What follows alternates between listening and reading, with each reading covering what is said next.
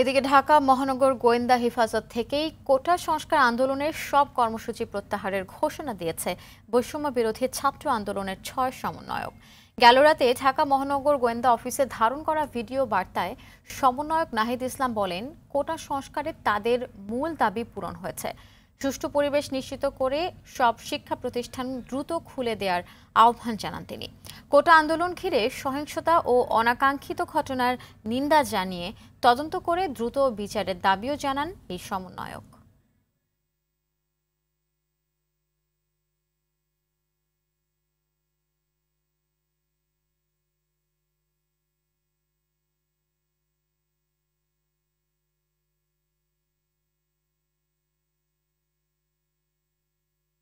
সমন্বয়কের বিষয়ে বিস্তারিত জানাতে ডিবি কার্যালয় থেকে সরাসরি যোগ দিচ্ছেন সহকর্মী সুমন তানভীর। তানভীর, যারা ডিবি হেফাজতে আছেন তাদের পরিবারের সদস্যদের সঙ্গে দেখা করতে দেওয়া হয়েছে কিনা, এই বিষয়ে বিস্তারিত জানাবেন আমাদের।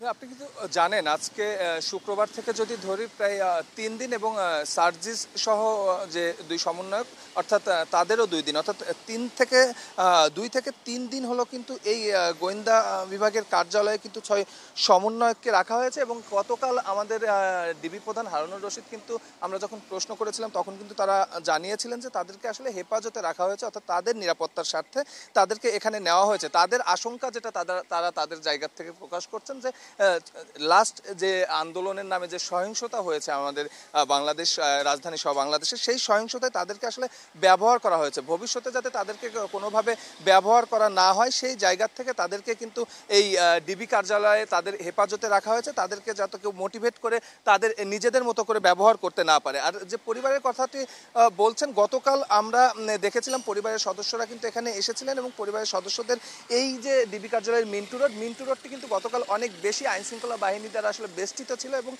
ডিবি কার্যালয়ের এই গেট পর্যন্ত কিন্তু পরিবারের সদস্যরা গতকাল আসতে পারেননি, তাদেরকে আটকে দেওয়া হয়েছিল এবং তাদের দেখা করতে দেওয়া হয়নি। তবে আজকের পরিবেশটা কিন্তু আসলে ভিন্ন। আমরা যখন যোগাযোগ করেছি গোয়েন্দা পুলিশের বিভিন্ন শাখায় বিভিন্ন কর্মকর্তার সঙ্গে, তারা কিন্তু আসলে বিষয়টি অনেকটা চেপে যাচ্ছেন। আমরা আসলে এখন পর্যন্ত কনফিউজ যে পরিবারের সদস্যরা আসলে ডিবি কার্যালয়ের ভেতরে আছেন কিনা। তবে আমরা সর্বশেষ যেটা জানতে পেরেছি যে ডিবির যে 10 জন ডিসি আছে বিভিন্ন জনের, সেই 10 জন ডিসির সঙ্গে ডিএমপির অতিরিক্ত কমিশনার হারুনুর রশিদ অর্থাৎ ডিবি প্রধান হারুনুর রশিদ কিন্তু এখন সভা করছেন অর্থাৎ মিটিং করছেন। এই মিটিং শেষে আসলে জানা যাবে যে এই যে আপনি বলছেন যে এই 6 জন যে সমন্বয়কারী তাদের আসলে ভবিষ্যৎ কি হবে, তাদেরকে আসলে আটক দেখানো হবে কিনা কিংবা তাদের এখনো এখানে হেফাজতে রাখা হবে কিনা, এই বিষয়গুলোর বিস্তারিত নিয়ে আমাদের সঙ্গে আসলে ডিবি প্রধান হারুনুর রশিদ কথা বলবেন। যদিও তার কথা বলার পূর্ব নির্ধারিত সময়সূচি কিন্তু দুপুর 12টায় ছিল, সেখানে এখন 2টা বাজে অর্থাৎ 2 ঘন্টা হয়ে গেছে। এই চলমান যে বৈঠক তিনি ভেতরে করছেন, সেই বৈঠক শেষে আসলে কার্যকরী কোনো এই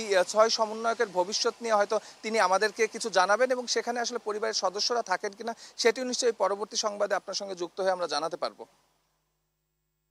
জি, ধন্যবাদ আপনাকে।